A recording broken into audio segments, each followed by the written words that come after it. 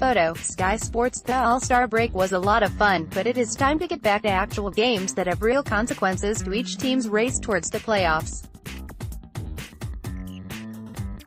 We'll be using odds from the trusted online betting powerhouse BetOnline, so be sure to check out the linked review to see if they are right for you. We've keyed in on 2 games to look at on Thursday. Let's break them down and see if we can come up with a couple of predictions. Portland Trail Blazers vs. Brooklyn Nets. The Trail Blazers head to Brooklyn to visit the Nets, and the opening line is a PK at -110, pick'em. The Nets rank number 22 at TR, while the Blazers have fallen to no. 11. If we just look at basic scoring and defense, it would seem that the Nets have a clear advantage. The Trailblazers average just a smidge under 109 points per game on the road, while giving up 113.32. Brooklyn puts up 114.9 at the Barclays Center and holds teams to 113.70. Okay, so right off the bat we see that the Nets essentially have a 4 to 5 point advantage. The amount they score at home falls in line with what Portland gives up on the road. But this doesn't factor in the level of competition. The Blazers have had a tough schedule. They are also 11-5 against the spread and 8-4 straight up over their last 12. Photo, Twitter, Portland Trail Blazers. The Nets have slumped a bit, winning just 2 of their last 7. But they are 10-5 at TS overall and solid at home with a record of 10-2 straight up over their last 12 games.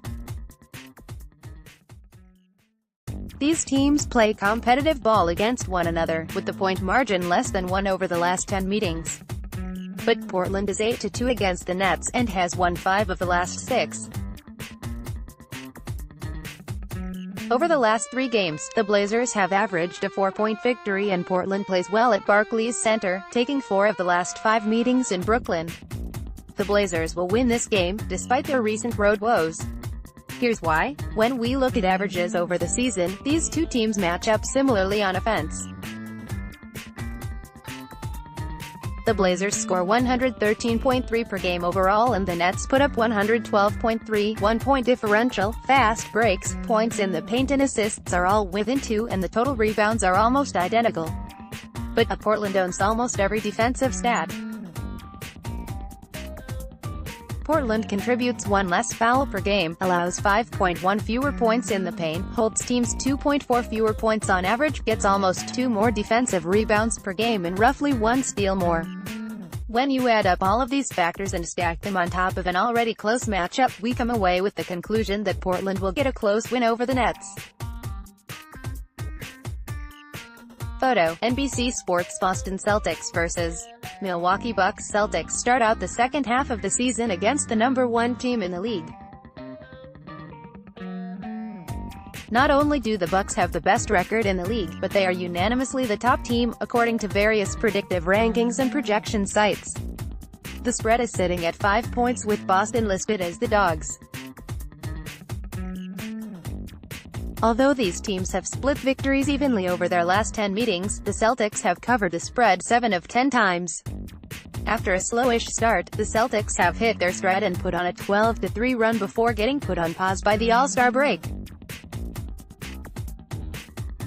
Bucks and Celtics have already met twice this season, both times in Boston. On November 1st, the Celtics won 117-113 and covered the 2.5-point spread. Then on December 21st, the Celtics hosted the Bucks once more and lost 107-120, failing to cover as 1.5 underdogs. But now, they head into Milwaukee. This is tough because over the last 10 games the average margin of victory only favors the Bucks by 0.9 points, and over the last 3 games, it favors the Celtics by 2.33 points. And the Celtics have won their last 3 road games consecutively. Photo, Yahoo Sports. AFP photo, Matty Meyer. But Boston has only been so-so on the road this season, just barely above .500 on the highway. And when we factor in the league-leading 119.64 points per game the Bucks are scoring at home against the 109.89 the Celtics are averaging on the road, we have to consider the Bucks. Milwaukee only allows 106.4 points per game in Fiserv Forum, so we should expect Boston to score within those averages, 105 to 109.